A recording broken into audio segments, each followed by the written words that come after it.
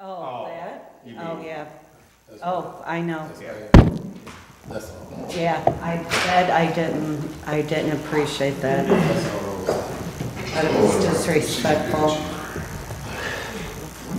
I didn't have my shades on.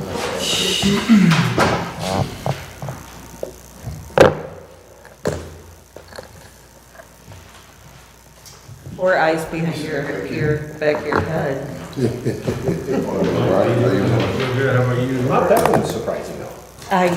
No, because that's, yeah. Yeah, I think we're live. Huh? I think we're live. Don't say anything. You don't. I was a little bit, Yes. that one intimidates her. Hey, how's it going on? Love them both, they run them both. Just kind of upsetting.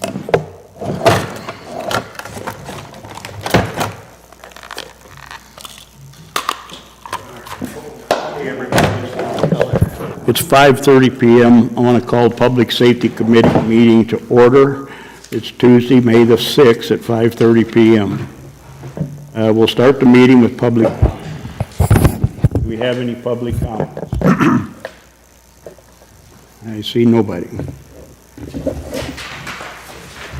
Okay, we don't have any minutes for tonight, do we, Alderman Jones? We don't have any minutes from last meeting. Oh, no.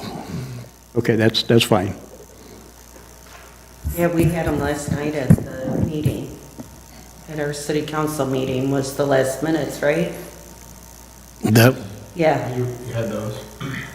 yes, I do got. yeah, you read them out, you went Right, through them yeah, no. yesterday at the meeting, at city council meeting. Okay. Somebody like to approve those minutes? Well, they were approved, basically. So moved. Second. Second by Alderman Jones. All those in favor of the minutes signify by aye. Aye. Oh, same sign. Okay, moving right along. We have no presentations tonight. We have no business tonight, old business tonight. So we're going to go right into the monthly activity reports. And Chief Kidwell, Sure. you have the floor, sir. Okay. So we're budgeted for 67 officers. We're currently at 65. We have 37 in the patrol division right now currently. In investigations, we have 8. We have 2 in KMAG. We have 1 school resource officer, excuse me, 4 in administrative. Currently have 3 in the POP unit, 2 in the academy, 3 in field training, 1 in nuisance abatement, 2 on light duty, and 2 on FMLA, so that adds up to 65. Our department update, the hiring list has been exhausted, so we're in the process of preparing for our next test. We're going to do things a little different. We're going to try to get out on Instagram and do some things a little different this time to see if we can maybe reach out to more people. We currently have 2 in the academy. That's Wade Long and Ben Matthews. They started down there on Sunday. We do have 2 slots for the May Academy, 3 slots for the December Academy if we need them. For the month of April, we recovered 9 firearms. Our city officers did, and KMAG recovered 6. We currently have just about 200 Verkada cameras deployed. Many of those are LPRs now, and we still have our 8 flock LPR cameras. And we're currently up to date, our officers are up to date on their Illinois Law Enforcement Training Standard Board training. Chief, question, it says full duty. Is that counting the 2 that are in the academy? Excuse me? It says 65 officers. Yeah, that's counting Counting those. the 2 that are in the academy now? Yes, yes it is. Okay, So we're down 2, okay, even thank with you. the, yes. The next page is our overtime. As you can see, it's up substantially from where it was last year. But I had Elizabeth do a breakdown just to try to figure out why. One of the reasons is we had our active shooter training, and that's a mandated state training, which the state of Illinois requires it. And that training alone, and that's not counting what the officers put in for comp time, just in those who put in for overtime, it was about $3,500. Much of that, probably a third of that's reimbursed because we got TCAT officer, all his overtime's reimbursed. We have the STEP grant, that's when the guys are out doing the traffic patrol for the state. We also have ATF, TFO officers, task force officers. Their overtime's reimbursed. And then we had an ERT call out too. I'm sure you remember when we were down in Anarga for that situation they had down there. We're on the countywide SWAT team, so when Kankakee County went down there, we have a couple officers in that operation, so that costs us as well. And then we're also in HIDA, high-intensity drug trafficking. We have a couple officers in that. That's what we get reimbursed for also. And so probably a third of that overtime is reimbursed. I just wanted to clarify that. Is there any questions on the overtime? Okay, moving forward, we'll take a look at the bills.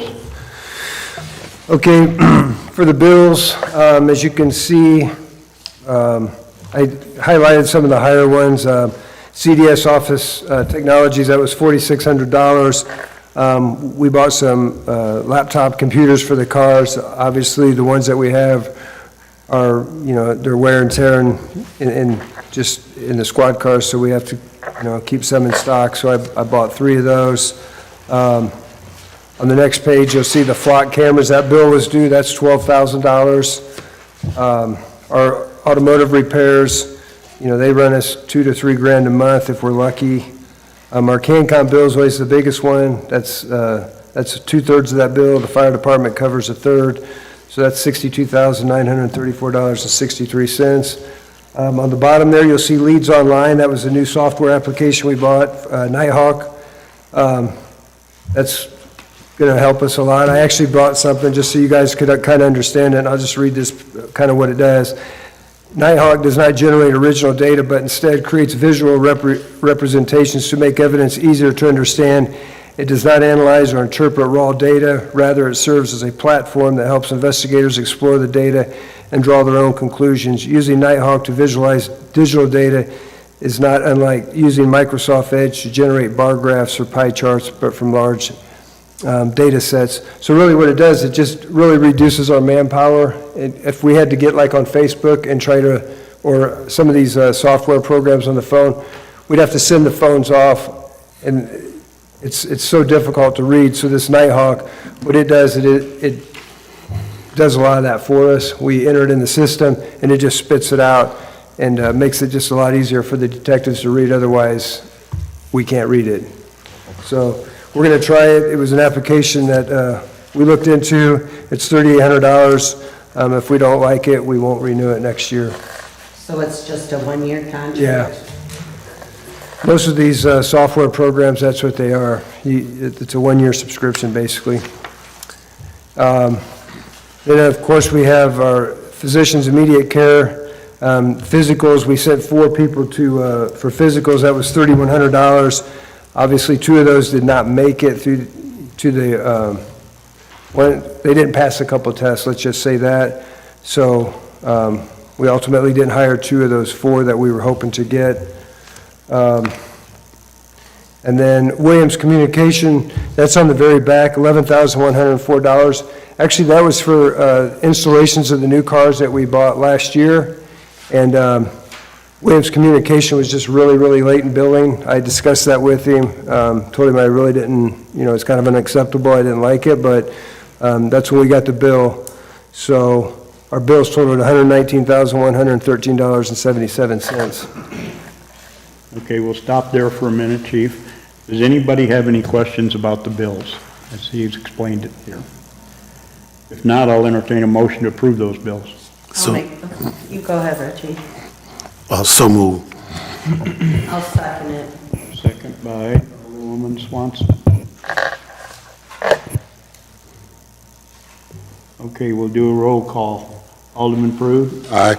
Alderman O'Brien? Aye. Alderwoman Swanson? Aye. Alderman Jones? Aye. And I'm an aye. 5 ayes, 0 nays. Okay, thank you, Chief. Move forward. Okay, so our incidents for the month of April were 7,331, pretty similar to last month, down a couple hundred. Cases, 314. Adult arrests, 117. 3 juvenile arrests. Traffic stops, 342. Citations, 496. Foot patrols were up a little bit, 85. Firearms recovered, as I mentioned earlier, 9. KMEG had 6. 78 accidents, 0 homicides, and shots fired, weapons call were 21. And one of those shots fired was on 245 South Rosewood. We did make an arrest on that shots fired today. The detectives did a really good job, and they apprehended 2 people that they picked up, and they're in custody now for that shooting, so very happy with that. Good. I think that shooting was on April 30th. Was that north or south? South. South Roseland. Okay, does anybody have any questions about the monthly stats? If not, Yes, sir. move Chair, forward. Chair, real quick, with the mental health, I guess I'm kind of more watching that now. How are we doing? I see I was just looking at it, we had like, wow, them numbers are staggering, 69 calls, Yeah, there's another, and then March 42. Whew. so on the mental health, actually they went down, I believe, a little bit. Yeah, The yeah. one person that I had mentioned the last time that I know you referenced last night. Right. That person actually left our town, and so they had family members out of town that we helped facilitate and got them to where they needed to be. Good. So, I mean, that's going to save us when we can do stuff like that, but, that's more of an anomaly than norm, Right. so, Okay. but, does that answer your question? Yes, Okay. yes. Alderman, do you have a question? Oh, okay. Okay, no other questions, we'll move forward here. Calls for service. Any other calls or questions? Okay, calls for service. As I normally say, the trend stays the same. K21, which is our retail hub south of here, they generally have the most calls. And K13, which is in the 7th Ward, it's the least amount of calls. It's just where we're at today. Things have changed over the years, so. Any questions on calls for service? Moving forward. Okay. Monthly citations issued, I'll just go down to the bottom for the grand total. For a grand total of ticket count, we had 496. Citation, the types are on the left there, we had a total of 384. And we did pick up our administrative tows in April, we had 23. In the previous month, we had 19. Obviously, in February, we only had 5, so we've increased our tows quite a bit.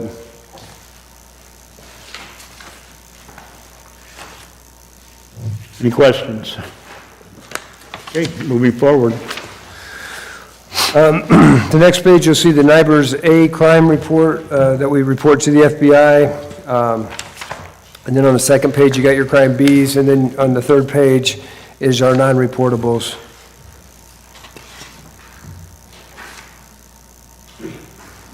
Showing 2 armed robberies in the 3rd and 1 in the 4th. I know of the 2, but I don't see on the 3rd ward, there's only 1.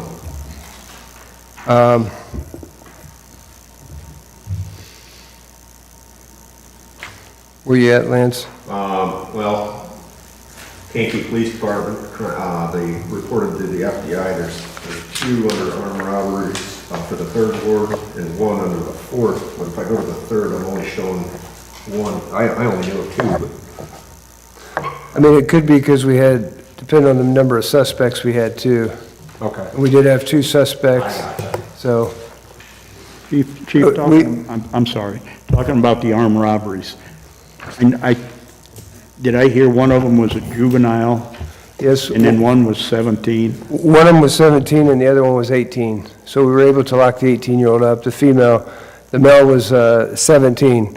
But actually, the detectives did a really good job on that. Detective Williams did an excellent job, and we had the robbery on the retail store on Jeffrey, and then the next day we had Mike's shell got robbed. So But he did a really good job. Verkadas, again, helped us, even on the shooting that I referenced earlier today.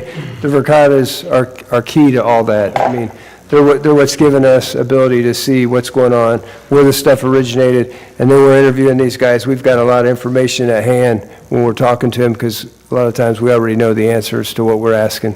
So I know on today they got a confession, which is excellent, and on the other one, Demetrius, Detective Williams, he just did a really good job with working with not only our technology, but also with members of the family and stuff, so he did a really good job. Chief, Chairman, 1 second. I'm saying motor vehicle offenses, 11 in the 7. What are we dealing with there? I say 11, and I see burglary, 2. So is that 13 that we've got going right there? You know what kind of offenses we're talking about? In the 7th, Yes. motor vehicle offenses, you know, you gotta remember on NIBRs too, sometimes one offense will lead into more than one offense on NIBRs. But a lot of our motor vehicle offenses are people pulling on car doors, and they rummage through the car. So, I mean, as much as we try to preach it, I mean, we had a stolen car a couple days ago. The guy left his work bag in the car with his keys and everything in it, and the guys just drive his car off and take it. And believe it or not, that happens more than you think. Firearms, they leave their firearms in the car with the car unlocked and the keys in the ignition. It makes no sense to none of us, but it happens much more than you think. Okay. So most of these aren't, they're not really break-ins, they're just opportunity, people, looking for opportunities to steal stuff and open the car doors. Okay. Chief, another question. Going back to our armed robbers, did they stay in jail or were they let go? To my knowledge, they're still in jail. The juvenile was transported out of here, obviously, but to my knowledge, they're still in jail. Okay, very good. Thank you. Alderman? Thank you. Chief, it seems like the Fifth Ward had an unusually high number there. Was there anything in particular, or just On what's it, which, on the Class A NIBRs report? The very first one. 46, thefts, I'm trying to see, criminal damage. Yeah, I don't really recall anything specific other than the thefts, I would say, are probably very similar to what we're dealing with. Opportunities, I don't think anything's really forcible, they're just taking things that are available to them. But I can look it up and get back to you. And this is the same thing where one incident could be counted in a couple Exactly. categories? Yeah, okay. Thank you. It looks like the controlled substance is up in the Fifth Ward too.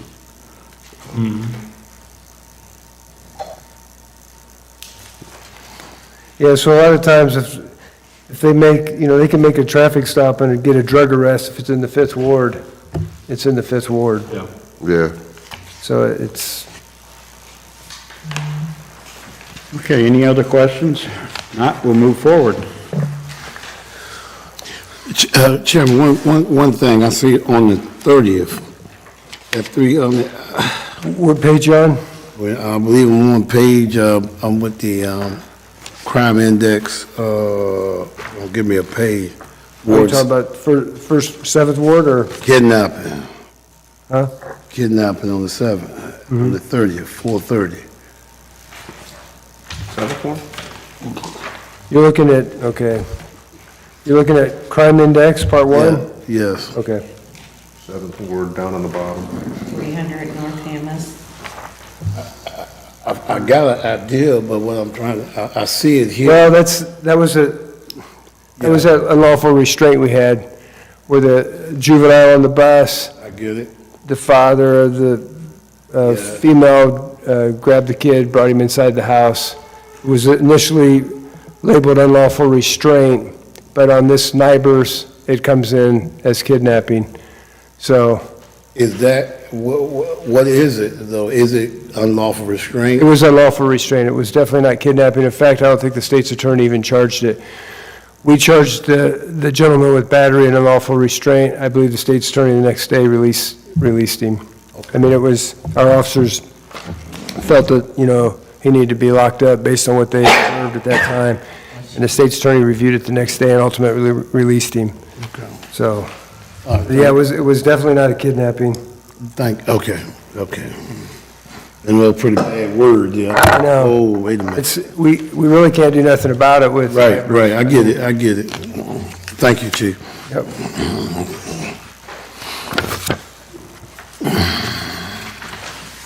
Okay, moving forward. If you got any questions on your Part 1 or foot patrols, please let me know.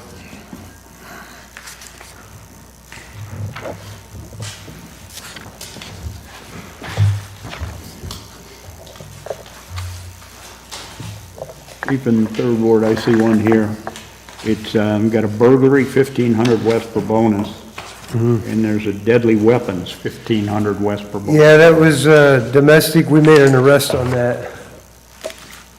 So it came out as a weapons crime. I mean, the guy actually shot around in the house on that one. We're lucky we didn't have something a lot worse. Okay. So, I mean, it could have been a lot worse, but it was domestic related, and we ended up arresting the individual. We did not recover the firearm, but we did make an arrest on the suspect. Okay. Hey, does anybody, looking at your ward reports, anybody have any questions for Chief? I find that very interesting reading, the ward reports.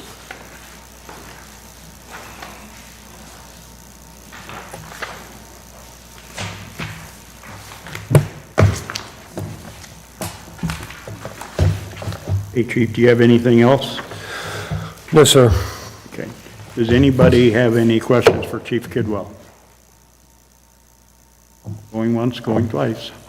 I have one question. On the 3 new hires, none of the 3 ever worked as police officers? No.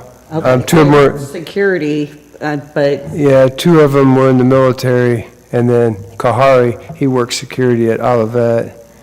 And that's what I was saying last night. He changed his major to criminal justice based on his security job. He enjoyed it and ultimately wanted to become a law enforcement officer, so. seems like you got a good bunch. Yeah, I think we did real well with that crew, so, I hope so.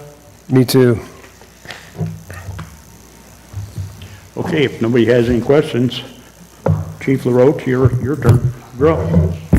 All right, thank you, Alderman. We'll start off with our staffing level for the month of April. We have 47 sworn firefighters. We're short 4 personnel. We have a budget for 51.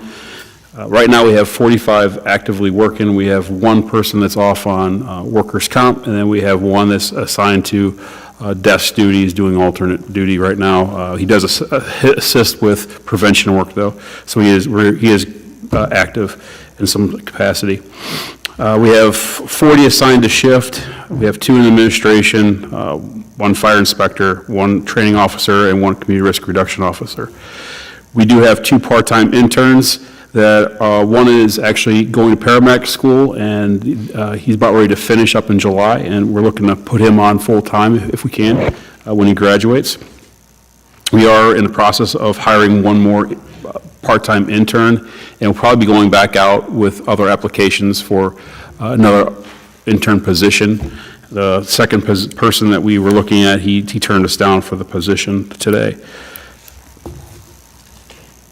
The interns are working 10 to 20 hours per week, and the intern program is good up into December of 2026, I believe. That's when the funding will run out. But we're getting some good feedback from that program. We've hired a couple of those people already, and the people that we've hired, they've at least gotten some training to become firefighters. There's a chart on page 6 that kind of goes over the yearly staffing levels. Just indicates how many we're budgeted for, how many were actually staffed for the year, and then those that might have been off. Moving on to our bills, if anyone has any questions about our staffing, page 7 through 12 of our bills. We ended the fiscal year last week. We did pretty well for our budget. We were under budget for most of our line items. We did do some spending in the month of April. The bills ended up totaling $122,658.97. Some of our larger expenses, if you want to go through this list here real quick, page 6, we had some equipment that we had that purchased for $6,300 from Air One. Lexus fire equipment is some repairs that we made to our ambulances for $4,800. Page 8, we have more vehicle repairs. Our fuel cost for March was $4,500. Our EMS Consulting, which is our billing company for EMS, their monthly bill was $10,692.11. Moving to page 9, more repairs from Fleet Pride, which is for our fire engines, ended up being $10,333.81. Joe's Automotive for some of our smaller vehicles was ended up being $3,510. Our monthly bill from Kankakee was $33,887.88. Page 10. MES, we bought some air bottles for $6,402, and we had some radio repairs for $2,721.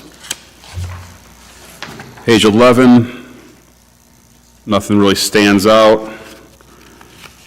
Page 12, again, just the total for the month was $122,658.97. Okay, anybody have any questions about the bills for the month?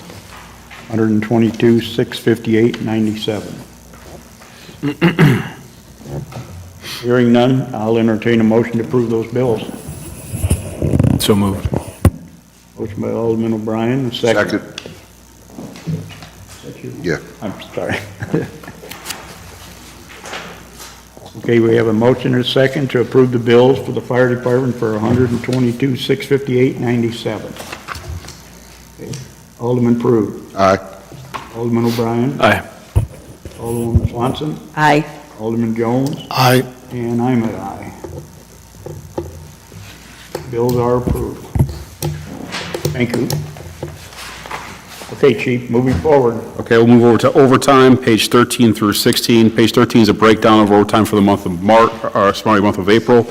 We ended up having 215 and quarter hours of overtime that were assigned. Ended up, the dollar amount was $10,508.12. Most of that overtime was due to contractual staffing levels. We did have one of our personnel going to paramedic school, which was about 53 hours of that. And then we had 36 hours of overtime assigned for special events. We ended up with the end of the fiscal year, we ended up at $229,925 in overtime. We're approximately 67% of the budget amount, so we are well under.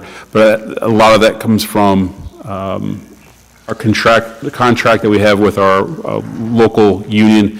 We have not covered our increases for the 2024-2025 year. So some of this will be allocated back once the contract's settled. Okay, very good. Very good. Anybody got any questions about overtime? Okay, I see vehicle repairs here. Okay, page 17 and 18, we talk about our vehicle repairs. We are spending $31,161.77 on vehicle repairs. A lot of that was due to some major moderate repairs that we had held off on.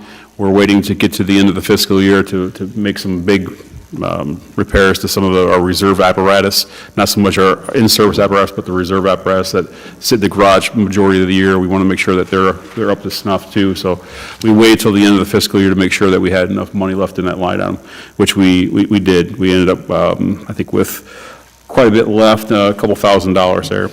Our ambulance that we bought from McHenry Township was delivered last month. We spent a lot of time getting it lettered. We had some moderate repairs that we needed to be made. We had to move some exhaust around, make sure that we're ready to go with. They had some configuration things that we had to do. But it's just about ready to go into reserve status. And we did have our Tower 1, our aerial that we've had a lot of work on the last Last year, in 2024, we had some bad news we received late last year, and we've been working with McQueen, who is our service provider and our sales of our new apparatus, and along with the manufacturer, Pierce Manufacturing, to help us assist to kind of figure out what we're going to do with our aerial. Tower 1 is a 1998, so it's well over almost 28 years old. And it's at the end of its life expectancy, and we had a major issue go on with it as a cracked frame rail. And we're trying to work with Pierce and McQueen to figure out what we're going to do moving forward, but it doesn't look like that we'll be able to use that vehicle anytime soon. And we spent a lot of money on that vehicle in 2024, only to get about 3 or 4 weeks of in-service use out of it. It is a hard thing to manage and to justify spending that kind of money on these vehicles of these age. That's why we purchased the new one, but unfortunately, this new one won't be here till 2027. Chief, how long has that aerial ladder been down? Out of service? So it's been out of service since the end of, middle of December. We've been working with the companies trying to figure out whether we can get it fixed, whether it was under warranty. The vehicle's still under warranty. The frame rails has a lifetime warranty on them. Unfortunately, when you take a vehicle of that size to fix the frame rails, you got to take it completely apart. When we start taking things of that age completely apart, you're going to find multiple other things that are wrong with it, or have to replace certain parts to put it back together. The cost of which would be outside of our means right now to do. Although they would cover the frame rails, they don't cover all the other things that are the ancillary equipment and such as wiring and air tanks and such as that. Even just straps for a fuel tank, it can be quite expensive. So we're deciding on what our next course of action is. Hopefully we get some good feedback from McQueen. We've been dealing with their salesperson, even the chief operating officer. We're having a little bit of difficulty getting a hold of him. I reached out to him a couple of different times over the last few weeks to see if they can help us out. We spent a lot of money with them over the last few years, well over $4 million in just apparatus purchasing, and not to mention all the repairs that go through their shops. And I was hoping for some better working relationship with them. I'm hoping, in the future, they do get back with us and help us either find a used vehicle to use, until we receive the new vehicle, or maybe get some of that expenditures that we spent last year back as a refund for the work that should have not been completed. That was, yeah, it's one of those things where we're still waiting to see where we end up with it. But that vehicle will probably not go back into service. We'll end up figuring out what we're going to do with it in the next few weeks. Unfortunately, it is deemed unsafe, and it's better not being used, and kind of an unfortunate event for us. But we're looking forward to receiving the new aerial, but it won't be here till probably late fall of 2027. And the fire engine that we ordered, that we received through the grant from the federal government, that was ordered at the same time, we won't see that until probably December of 2026. So we're sparely making do with what we have. Our vehicles are still, the ones that we have now are aging. We have a 2005 that is frontline over on the east side that we had refurbed a few years back. That's our biggest concern. We've had a lot of repairs since the time we got it back from being refurbed, but it seemed like it's holding together. And we have a couple other 2009 vehicles that are seeing a lot of age too, with rusting issues and other serious maintenance issues. We're holding it together. Hopefully we can maintain it until we receive the fire engine and the fire aerial in 2026 and 2027. Now for our ambulances, we did receive, like I said, that used ambulance from McHenry Township. They'll help us keep our reserve apparatus. And we put our reserve apparatus, the ambulances, in service a lot more regularly than we do the fire engines. The ambulances are on the street all the time, so they're, at least once a month they're taken to get service at Joe's Automotive for oil change, brakes, stuff like that. So we put our reserve apparatus in service, reserve ambulances. We have a total of 5 ambulances now with the one that we just purchased. We have a reserve ambulance that's a 2002 that needs to be taken out of service and pretty much either surplus, either scrap or sold. It's unreliable and it's at its end of its life. And that's why we purchased that used ambulance from McHenry Township. Moving forward, we're hoping to budget for a new ambulance, and that's going to be a process because new ambulances are extremely expensive, not to mention that the delivery time is 2 to 3 years out, if not 4. We're working on planning with the mayor and the city comptroller to either purchase a brand-new one or maybe look at buying another used one to get us through the next few years until we can get a new one. Chief, what's the cost of a new ambulance? Well, the one that we just recently looked at was $328,000. Wow. And that's with not a whole lot of accessories and bells and whistles. You start adding those on, you're talking almost $400,000 for a new ambulance. Some departments up north that can afford it, they spec them out the way they need them, and the price tag always shoots up. Jared's here tonight. And the thing is with these ambulances, all apparatus, the price never goes down, they only increase. And as a matter of fact, when we purchased our aerial back in 2023 and the fire engine, the price for what we paid back then to the price that it is now has gone up. They say 7 pricing levels.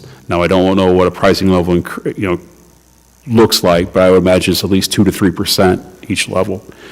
So, you're talking somewhere between 14 to 20%, 21% increase in that short amount of time. And that's the same that goes with these ambulances and, even staff vehicles such as the Explorers and Suburbans that, we tend to need.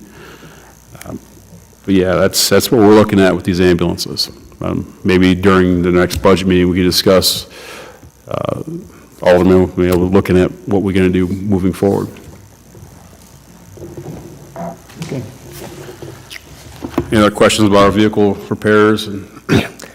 Was that the aerial that we put the new transmission in?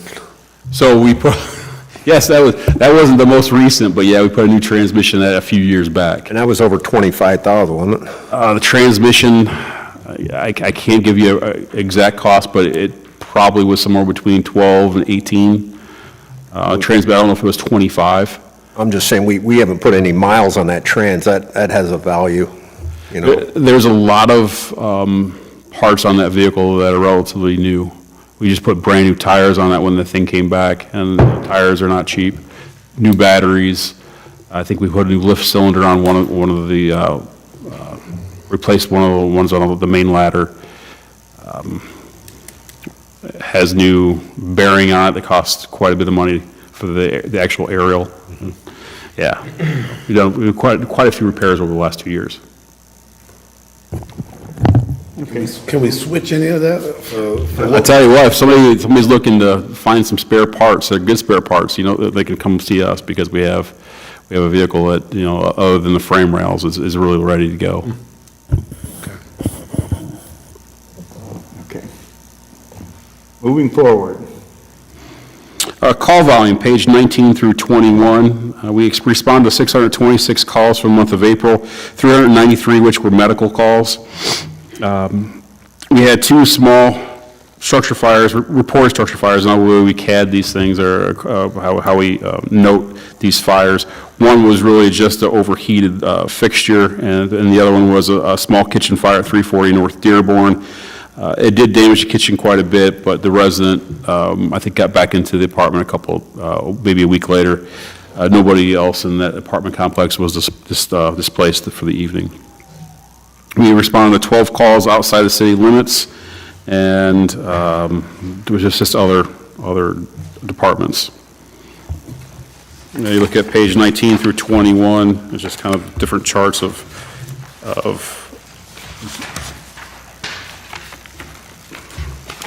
21 is our chart for the districts. 4 is the east side, engine 5 is the west side, engine 6 is the north side. Page 22 is our loss for the month. And page 23 is our loss for the last year and 4 months. Total loss for 2025 is about $177,500.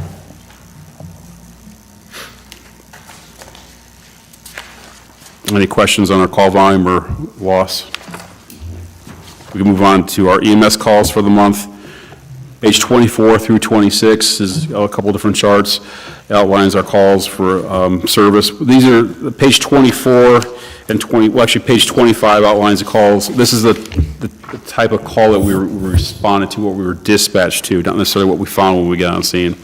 So we had 119 sick person calls, 36 breathing, difficulty breathing, 18 traffic accidents, 31 falls. We had 18 behavioral health problems, 18 chest pain, 6 assaults, 2 overdoses, and then we had 27 calls where we didn't transport, that people refused transportation. We had 16 calls that we had to turn over to other ambulances for the month. We turned 3 over to Elite and then 13 over to Riverside. Ambulance calls that we've turned over that we had other ambulance transporting our patients, we had 69 so far for the year. We're right around what we were last year. I think we ended up with 235 last year. Overdoses for the city in 2025, we have 7 so far. They're down, significantly down comparably to what we were last year. That's good. Any questions? Hearing none, move forward. Okay, page 28 is our fire billing. So for the month of March, April hasn't been reported yet, so we kind of were a month behind. For the month of March, we were collected $4,315.97. For the 2025 calendar year, it was $17,538.66. Page 29 is our EMS billing. Same outcome with April hasn't been reported yet. We do have a number that we're right around. I think it was $424,000 for the month of April. Good month. Month of March, we had $434,142.22 collected. And without April, for the calendar year of 2025, we collected $1,034,656, just in ambulance billing.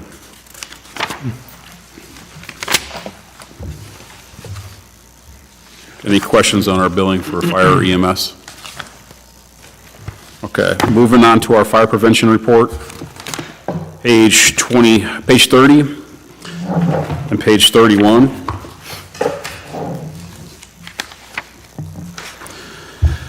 For the month of April, we had 2 public education and relation events that we attended. The Fire Prevention Bureau conducted 181 life safety inspections. We installed 19 smoke detectors and 6 carbon monoxide detectors in residence. Any questions on our fire prevention efforts?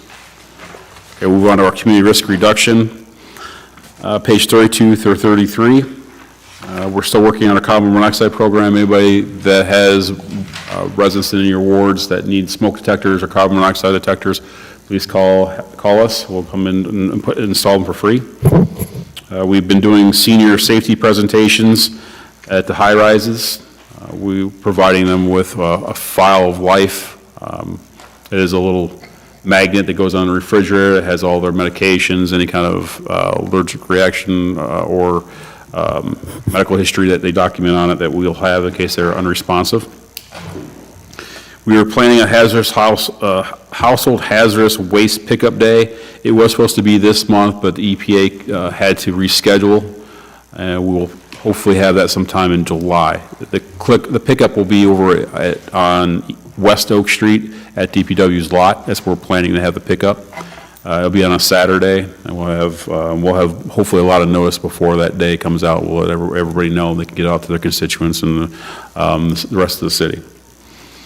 We're still working on our CPR with the city. We only have the alderman and the city administration to complete. We have everybody else, all the other employees taken care of.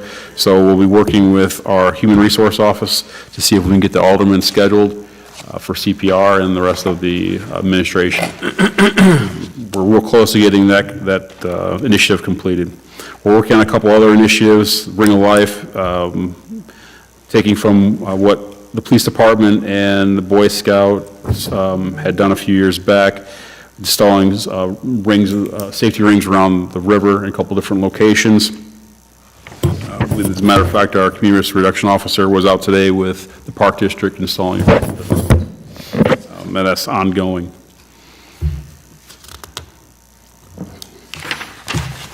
Any questions? Yes, sir.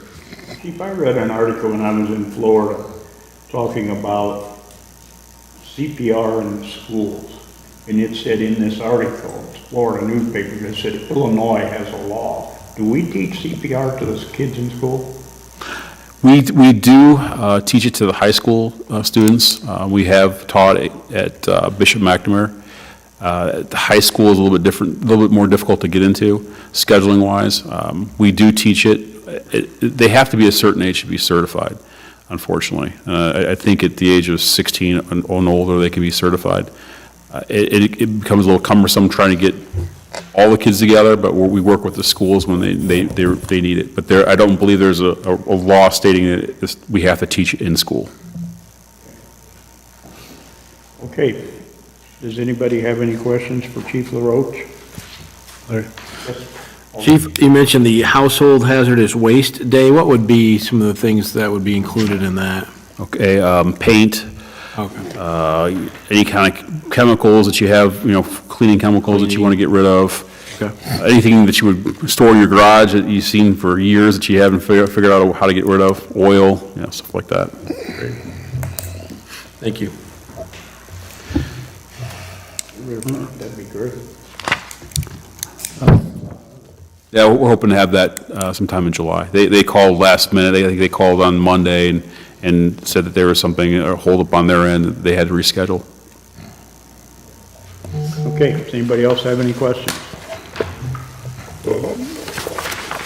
Last section here is our training, page 34 through 36. The month of April, we had mandatory trainings that we conducted.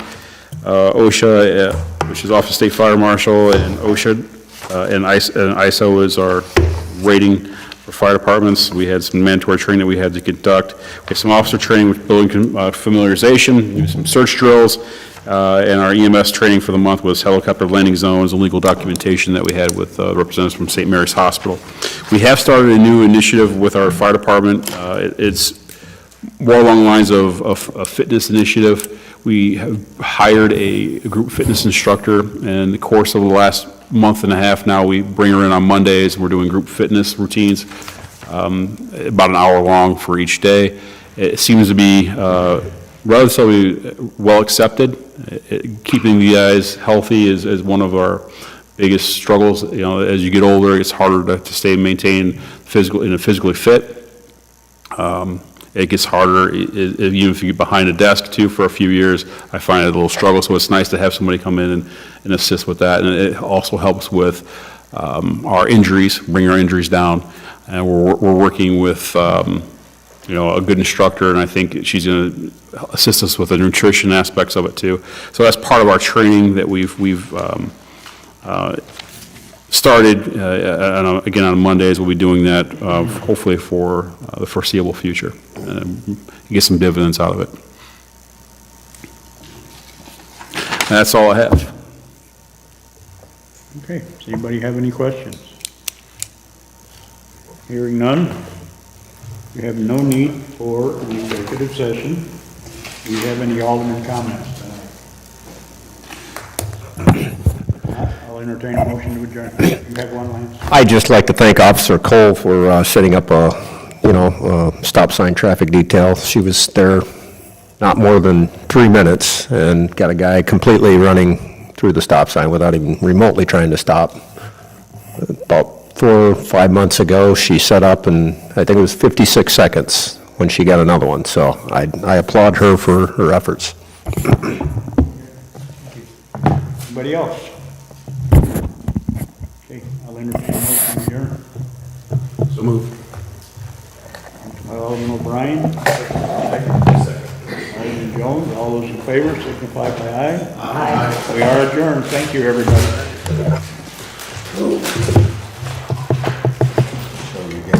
here in a minute. Want me to get that, Larry? Yes, please.